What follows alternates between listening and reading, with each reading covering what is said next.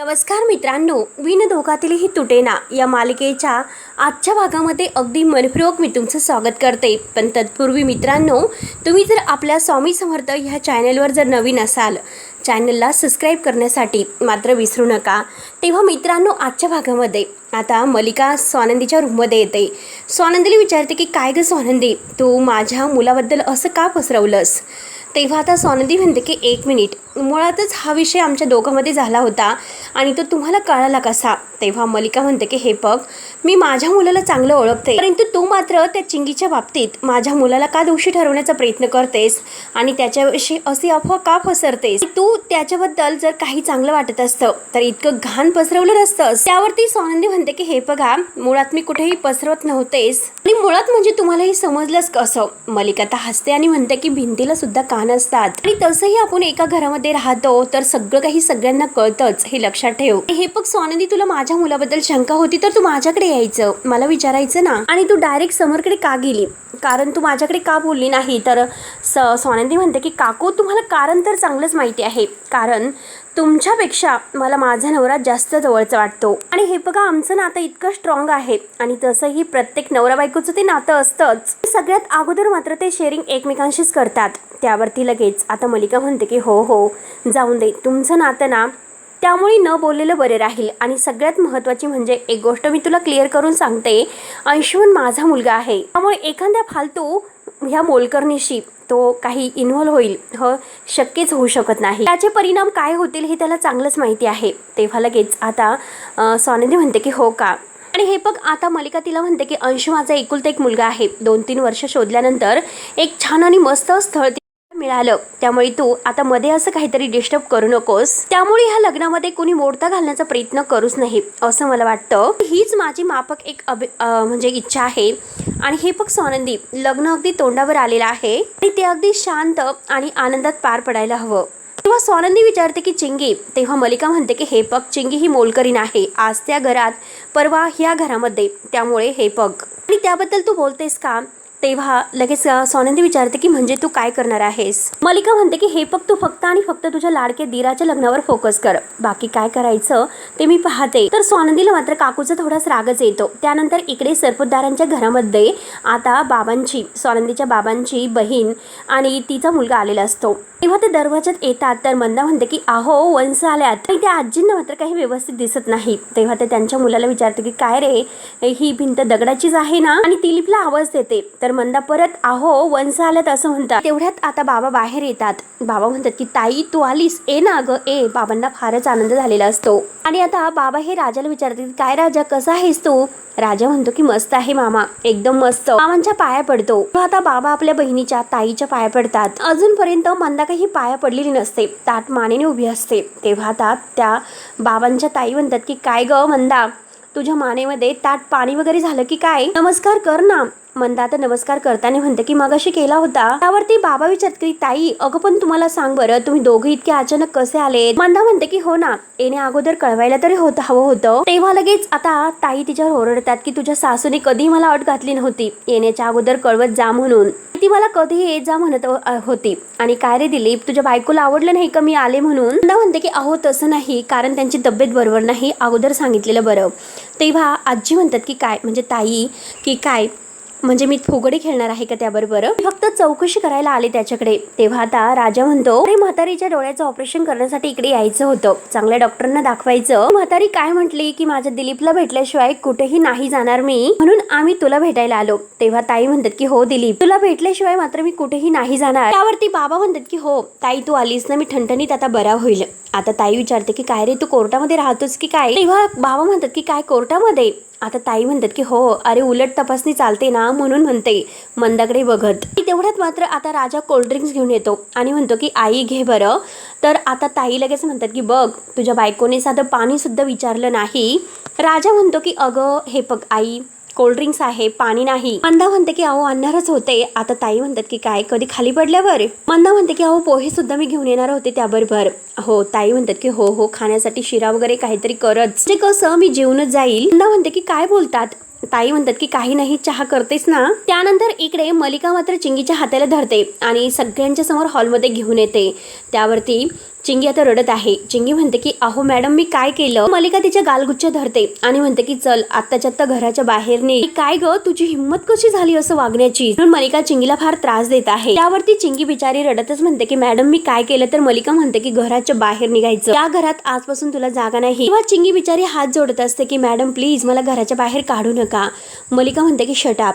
हे बघ दमडीची मोल करीन तू. तुझी इतकी हिंमत झालीस कस. त्यामुळे गुपचूप तू घराच्या बाहेर जायचं. आमच्या समोर उभी राहण्याची सुद्धा तुझी लायकी नाही आणि या घरची सून होण्याची स्वप्न पाहते, माझ्या मुलाची स्वप्न पाहतेस का. तेवढ्यात काकूच्या आवाजाने आता सगळेजण बाहेर येतात. माझ्या मुलाच्या नावाची मेहंदी काढते, हिंमतच कशी झाली तुझी. अंशुमन सुद्धा बाहेर आलेला आहे. तेवढ्यात सोनंदी म्हणते काकू एक मिनिट काय झालं, तुम्ही काय करतात हे सर्व. तेव्हा काकू म्हणते की हे तर मी अगोदरच करायला हवं होतं. त्या दिवशी मी चोरी केली, त्या दिवशी हिला घरातून हाकलून द्यायला हवं होतं. त्यामुळे मला ही मुलगी या घरात नकोय. आजींना राग येतो. आजी मलिकावर ओरडतात की मलिका शांत हो. तोंडावर तुझ्या मुलाचं लग्न आहे आणि तू असं का वागतेस, कशाला हा तमाशा करते. मलिका म्हणते की हो का मी तमाशा करते. ही मुलगी या घरात मोलकरीण बनून आली आणि मालकीन होण्याची स्वप्न पाहते, तरी सुद्धा मी गप्पच राहायचं का. आजी म्हणते की हे बघ शांत बस, अगोदर लग्न होऊन दे आणि मग बघू काय करायचं. तर मलिका तिच्याकडे रागाने बघत म्हणते की हो एकदा की लग्न झालं तर ह्या मुलीला मी या घरात नाही राहून देणार. तेव्हा सोनंदी म्हणते की काकू एक मिनिट, तुम्ही असं तडकाफडकी तिला घराच्या बाहेर काढू नका. ती ऐकेल तिचं काम करेल, तुमच्यामध्ये ती नाही येणार. मलिका म्हणते की नवीन नवरीला हिचं तोंड सुद्धा दिसायला नको. हिला माझ्या डोळ्यासमोरून घेऊन जा, नाहीतर मी हिचा जीव घेईल. आणि काकू तिच्या अंगावरच धावून जाते. चिंगी बिचारी रडत घाबरते. सोनंदी चिंगीला धरते आणि म्हणते की चल. काकूला म्हणते की मी तिला घेऊन जाते. त्यानंतर इकडे आता बाबांच्या ताईला चहा वगैरे दिला जातो. तर आता ताई म्हणतात की चहा तर काहीच चवाचा नाही, अगदी कडवट वाटतो. राजा म्हणतो की हो ना, असली चहा पावडर तर आम्ही दुकानामध्ये सुद्धा ठेवत नसतो. तर मंदा आता रागाने बघते. तर बाबा म्हणतात की बरं झालं अरे आठवलं. काय रे राजा, दुकान कसं सुरू आहे तुझं. राजा म्हणतो की हो मस्त, आणि सगळ्या गावच्या खबरा आमच्याकडे असतात हिच्यामुळे. आजीकडे बोट दाखवतो. आणि तेव्हा आता बाबांची ताई मात्र राजावर ओरडते, अरे तो दुकानाबद्दल विचारतोय. ताई म्हणते की अरे दादा तू येतोस का गावाला, बरं वाटेल तुला तिकडे, वेगळी हवा मोकळी हवा पण तुला पाहायला भेटेल, चल. महत्वाचं म्हणजे हिच्यापासून तुला सुटका मिळेल. तेव्हा आता मंदा म्हणते की हो हो हो ऐकते, मी इथे उभी आहे उभी. तेवढ्यात ताई म्हणतात की हो ना तू ऐकावं म्हणूनच बोलते. आणि हे बघ अरे सगळी गल्ली तुम्हाला नाव ठेवते बघ ना. अरे आम्ही फक्त या गल्लीमध्ये तुमच्या घराचा पत्ता विचारला तेव्हा सगळेजण लोक म्हणत होते ती कटकटी बाई तिकडे राहते, घरामध्ये तर तुला खूपच छळत असेल. सगळ्या गल्लीत ह्या माणसांना माहिती आहे हिच्याबद्दल. तर राजा म्हणतो की मामी तू हिच्याकडे लक्ष देऊ नकोस. मंदा म्हणते की काही पण कसे आरोप करतात. तर ताई म्हणतात की हो अगं सगळं समजलं आम्हाला, आणि डोळ्यांना दिसायला कमी झालं असेल, परंतु हे पग डोक्याला हात लावून म्हणतात हे मात्र काही कमी झालेलं नाही, जरा मजबूतच आहे. आणि चल तू ये ना एकदा गावाकडे, चल मी तुला चांगली सरळ करते, चांगली तुला कामाला लावते आणि माझ्यासारखं बारीक करून पाठवते. ती तुंबरची मंजुळा परवडली पण ही नको. तेवढ्यात आता बाबा म्हणतात की हो विषय निघला, मग त्या मंजुळाबद्दल काय रे नक्की, मी सुद्धा ऐकतो. तेव्हा राजा म्हणतो की अरे अख्ख्या तो गावच्या तोंडाचं पाणी पळालेलं आहे, कधी सुद्धा रात्री अपरात्री केव्हाही येते आणि धडधड धडधड करते. तेवढ्यात मात्र आता मंदाच्या हातातील ग्लासच पडतो आणि कांदे वगैरे खाली पडतात. राजा म्हणतो की हो गावचा कांदा मात्र वांदा करून ठेवलेला आहे. म्हणते की इकडे इकडे खळखळ खळखळ असा बांगड्यांचा आवाज असतो फक्त. तेवढ्यात ताई म्हणते की बाईच्या जर बांगड्या वाजल्या तर पुरुषांच्या थरथरल्या तंगड्या. तेव्हा आता मंदा खूपच घाबरते. ताई तिला म्हणते की अगं घाबरतेस कशाला, सर तुंबडला चढ, दाखवतेस तिकडे मंजुळा काय असते. आणि हे बघ दादा अरे तू एक काम कर, तू तुझ्या ऐवजी हिला पाठव, मग मंजुळा आहे मी आहे आणि ही आहे, चांगली सरळ करते. तेव्हा लगेच आता राजा म्हणतो की हो ना मग काही माझी मामी परत येत नाही. तेव्हा ताई म्हणते की तिला परत येण्याची काय गरज आहे. तर ताई म्हणतात की अगं हे बघ आता लवकरात लवकर जेवण तयार करतेस ना, नाहीतर मी डॉक्टरांकडे जाऊन येते तोपर्यंत जेवण रेडी होईल ना. नाहीतर बाबा म्हणतात की अगं तुला येईपर्यंत जेवण होईल. ताई म्हणते की अरे 15 मिनिटं झाले, तिच्या हातात फक्त मला कांदा दिसतो. आणि राजा आता म्हणतो की चल आई अगोदर डॉक्टरांकडे चाल, नाहीतर तो मोतीबंद होण्याऐवजी काहीतरी ज्योतिबंद होईल. आणि मामी येतो ग, परत येतोय. मंदा म्हणते की हो हो जा जा एकदाचे. त्यानंतर इकडे सोनंदी आजींच्या रूममध्ये येते आणि आजी तुमच्याशी बोलायचं होतं असं म्हणते. आजी म्हणते की काय बोलायचं होतं बोल ना. आता सोनंदी म्हणते की आजी मला अंशुमनबद्दल बोलायचं होतं. आजी म्हणते की अगं त्याचं लग्न इतकं घाईघाईत होतं, याबद्दल बोलायचं का तुला. सोनंदी म्हणते की आजी अहो ते एकदाच भेटलेले आहेत आणि एका भेटीत असं एकमेकांना कोणी ओळखतात का? त्यावरती आजी म्हणते की अगं हे बघ त्यांना घाई आहे, त्यांच्या आजीची तब्येत ही चांगली बरी नसते, त्यामुळे त्यावरती स्वानंदी म्हणते की आजी मला काळजी त्या मुलीची वाटते, कारण ती मुलगी आपल्या घरात नवीन येणार आहे आणि ज्या माणसासाठी बरोबर ती संसार करायला येणार आहे तर त्या माणसाचा स्वभाव तर आपल्याला माहितीच आहे. तेव्हा आजी म्हणते की अगं देवाकडे फक्त हीच प्रार्थना करायची की लग्नानंतर अंशुमन सुधारेल म्हणून, म्हणजे अगं तो बायकोशी नीट वागतो की नाही याकडे आपण सुद्धा नीट लक्ष ठेवूया. आनंदी म्हणते की आजी पण चिंगीचं काय? त्यावरती आजी म्हणते की चिंगीचं काय म्हणजे? तो आनंदी म्हणते की हे बघा आजी, मला असं वाटतं की त्या दोघांमध्ये नक्की काहीतरी आहे म्हणून, कारण चिंगीने अंशुमनच्या नावाची मेहंदी सुद्धा काढली होती. आजी म्हणते की अगं कदाचित तिला अंशुमन आवडत असेल, एकतर्फी आहे ते आणि असं असू शकतं. तर स्वानंदी म्हणते की आजी त्यापेक्षाही जास्त जर काहीतरी असेल तर अंशुमन आहे तो, त्याबद्दल तुम्हाला काहीच वाटत नाही का? तेव्हा आजी म्हणते की हे बघ मी जरा स्पष्टच बोलते, अगं जन्माला आल्यापासून तो असंच काहीतरी विचित्र वागत असतो, तो कधी आतापर्यंत सुधारलेला नाही ग, म्हणजे लहानपणी तो सुद्धा असा अक्रताळीच होता, मलिका सुद्धा काही त्याला बोलतच नव्हती, सगळं काही त्याला द्यायची, पुढे पुढे करायची. हे बघ स्वानंदी खरं सांगते आमची सुद्धा यामध्ये चूक होती, सुद्धा त्याच्यावर ओरडण्याचा प्रयत्न केला नाही आणि मुलं मात्र आता नको म्हणजे ऐकतच नाही असे होतात वयात आल्यानंतर, आणि शेवटी तेच झालं. आजपर्यंत त्याला कोणत्याही जबाबदारीची जाणीव झालीच नाही स्वानंदी. हे बघ अगं तो जरी विचित्र वागतो पण मला असं वाटतं की घरातल्या स्टाफ सोबत तो असं नाही वागू शकत, इतक्या काही खालच्या थराला जाईल हे मला नाही वाटत. आपले संस्कार आहेत ना ग स्वानंदी त्याच्यावर, म्हणजे हे बघ अगं कितीही जरी काही झालं तरी सुद्धा त्याला मर्यादा कळते, म्हणजे तो संस्कार आपले इतके कमी पडून देईल असं नाही काही करायचं तो. म्हणजे हे बघ ना अगं श्वेताच्या बाबतीत जे झालं त्याची शिक्षा तर त्याने भोगली, त्यामुळे ती चूक पुन्हा करेल असं नाही वाटत मला. आणि हे बघ स्वानंदी तू सुद्धा इतका विचार करू नका. तेव्हा स्वानंदी म्हणते की हो तुम्ही म्हणता देव करो तसंच हो. आजी म्हणते की चल आता लग्नाची तयारी करायची आहे, ह्या गोष्टीकडे नको लक्ष द्यायला. त्यानंतर आता मला चिंगीचं काहीतरी काम सुरू असतं, ती रूम मध्ये असते तर मलिका तिथे येते. चिंगी म्हणते की मॅडम तुम्ही, तर मलिका म्हणते की कुठे निघालीस? चिंगी म्हणते की काम करायला. मलिका लगेच तिच्या कालगुच्छ धरते आणि म्हणते की काल तुला जे सांगितलं ते लक्षात नाही का तुझ्या? हे बघ तुझं बोचकं भरायचं आणि चल येथून निघायचं. चिंगी म्हणते की अहो पण मॅडम वहिनी आणि आजी.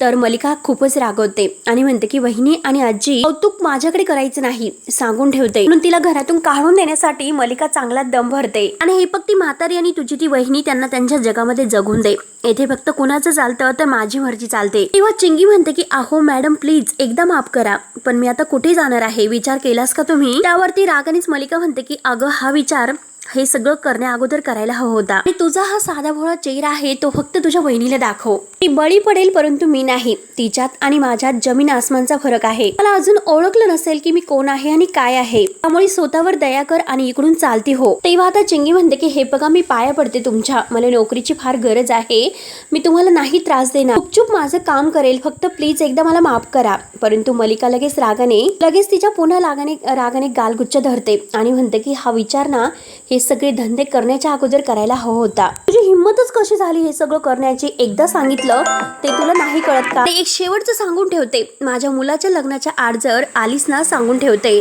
म्हणून ती आता ह्या चिंगीला फार त्रास देत आहे. चिंगी बिचारीला खूप त्रास होतो, ती रडत असते. हे बघ तू चुकूनही त्या कार्यक्रमात दिसायला नको, माझ्या इतकं वाईट कोणी नसेल. जाताना मात्र मागच्या दाराने निघायचं, कुणाच्या नजरेला पडायचं नाही. परत मात्र तिचं अगदी तोंड धरून खूपच दाबत असते, गालगुच्छ घेत असते, येताना लक्षामध्ये असं धमकावत असते. चिंगी बिचारी रडते, खूप घाबरते आणि तेवढ्यात बिचारी चिंगी आता तिथून जाण्याचा निर्णय घेते, कारण मलिकाने तिला चांगलं धमकावलेलं असतं. खूप रडत आहे. त्यानंतर इकडे आता अर्पिताची सगळी काही डेकोरेशनची तयारी सुरू असते, ती सगळं काही समजावत असते. आणि तेवढ्यात आता इकडे स्वानंदी चिंगीला शोधत असते. हळदीचा कार्यक्रम असतो आज घरामध्ये, आणि तेथील आता ती नोकरला विचारते की काय ग चिंगी कुठे आहे, दिसली नाही? तर ती म्हणते की मॅडम अहो सकाळपासून तर चिंगी आम्हाला सुद्धा दिसलेली नाही. स्वानंदी म्हणते की बरं ठीक आहे, तू तिकडचं आवरून घे, मी पाहते. तेवढ्यात अर्पिता तिच्या मागून येते. स्वानंदी तिच्याकडे पाहते तर अर्पिता म्हणते की काय ग चिंगीला शोधायला निघालीस का?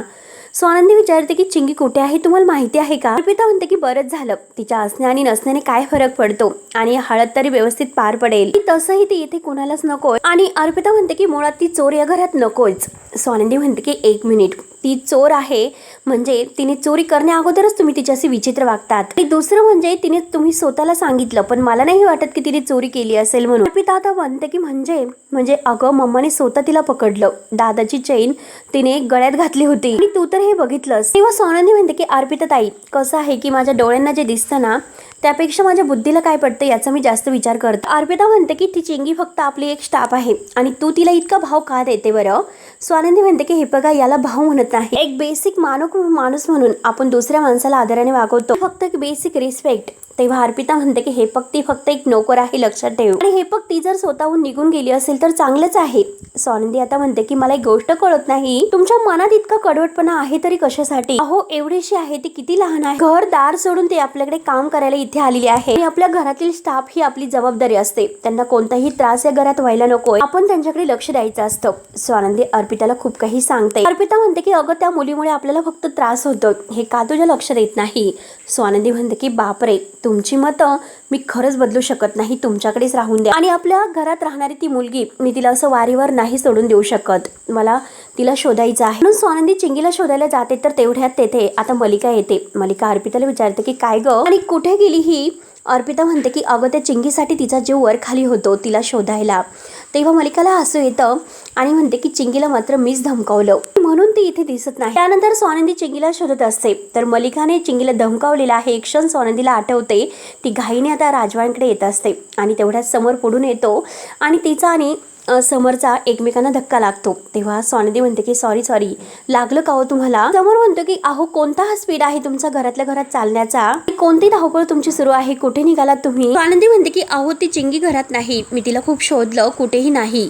समर म्हणतो की अहो असेल कुठेतरी, ते गार्डन मध्ये असेल. स्वानंदी म्हणते की नाही हो सगळीकडे शोधले. समर विचारतो की पण फोन. स्वानंदी म्हणते की फोनच उचलत नाही ती, मी तिला करून बघितला. आणि समर म्हणतो की कदाचित मात्र काकू किंवा आजीने तिला बाहेर कामासाठी पाठवलं असेल. स्वानंदी म्हणते की अहो आपल्याकडे ती सिस्टीम ठरलेली आहे, नारायण दादा किंवा ते दादा बाहेर जातात, मुली जात नसतात. ती जर बाहेर गेली असेल तर तिने फोन तर उचलला असता ना, आणि ती फोन का उचलत नसते आणि जरा काही दिवसापासून ती अपसेटच दिसते. समर म्हणतो की हे बघा शांत व्हा तुम्ही, इतकं पॅनिक होऊ नका. आणि तेवढ्यात अर्पिता समरला बोलवायला बाहेर येते. त्यानंतर इकडे मंदा मात्र आता बाबांना विचारते की त्या दिवशी तुम्हाला सकाळी अंशुमन भेटला होता का. बाबा म्हणते की अगं कशाला सारखे तेच प्रश्न विचारते, मी सांगितलं ना की माझी कुणाशी भेट नाही झाली. मंदा म्हणते की रागू नका, मी फक्त तुम्हाला हे सांगते की अंशुमन लग्न करतोय, त्या लग्नाचं आमंत्रण आपल्याला आलेलं आहे आणि आपल्या दोघांना कोणाला तरी जावं लागेल व्याही म्हणून. तेव्हा बाबा म्हणतात की काय अंशुमन लग्न करतोय आणि मला तर माहितीच नाही. मंदा म्हणते की अहो मोठं घराणं आहे, लग्न होतंय, लग्नानंतर सगळा बिझनेस अंशुमनला मिळेल, मुलीचं सुद्धा भाग्यच आहे आणि लग्नानंतर ती राजवाड्यांच्या महालात राज्य करणार. खरंच मज्जा आहे बाबा त्या मुलीची. तेव्हा बाबा म्हणतात अगं कसली मज्जा, तो अंशुमन कसला मुलगा आहे तुला तर माहितीच आहे, ऑफिस मधील श्वेताशी कसा वागला होता विसरलीस का.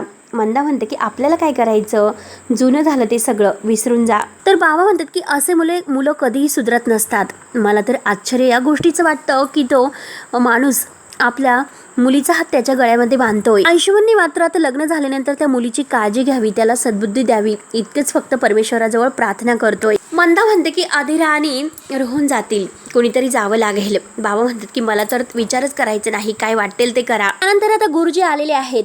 आता गुरुजी म्हणतात की 5 सुवासिनींनी आता ह्या नवरदेवाला ओवाळून घ्यावं. तेवढ्यात आता मलिका म्हणते की स्वानंदी कुठे आहे आणि आपण तिला मान द्यायचा, परंतु ही कुठे गायब असते. आजी म्हणते की अगं असेल ती येईल, नको काळजी करूस. आणि आजी पिंट्याला विचारते की स्वानंदी कुठे आहे. तेव्हा समर म्हणतो की आहे, अगं इथेच होत्या त्या. तर मलिका म्हणते की समर या स्वानंदीचं नक्की काय चालू असतं तेच मला कळत नाही. अरे मला तर वाटलं होतं की वडिलांची तब्येत ठीक नाही म्हणून ती असं करत असेल, परंतु आता ते सुद्धा बरे झालेत आणि ती असं का करते की लग्नात का सहभागी होत नाही. बहुतेक तिचा आमच्यावर अजूनपर्यंत राग आहे. समर म्हणतो की काकू कशाला राग येईल, मी आत्ता बघितलं त्या होत्या इकडे आणि हे बघ. अरे सगळं काही अर्पिताने हँडल केलेलं आहे, शॉपिंग वगैरे सगळं काही. आणि अधिराच्या बाबतीत समजू शकते कारण ती मात्र तिला पाय तिचा बरा नाही. मग तसं स्वानंदी या घरची मोठी सून आहे, मग तिने सुद्धा सगळं काही उत्साहाने करायला नको. येणारी सून म्हणजे ती आता समर तुझी बायको स्वानंदी हिचाच आदर्श डोळ्यावर समोर ठेवेल ना. तर समर रागाने मलिकाकडे पाहत असतो. तेव्हा मित्रांनो पुढे नक्की काय होतं बघायला विसरू नका. तोपर्यंत धन्यवाद.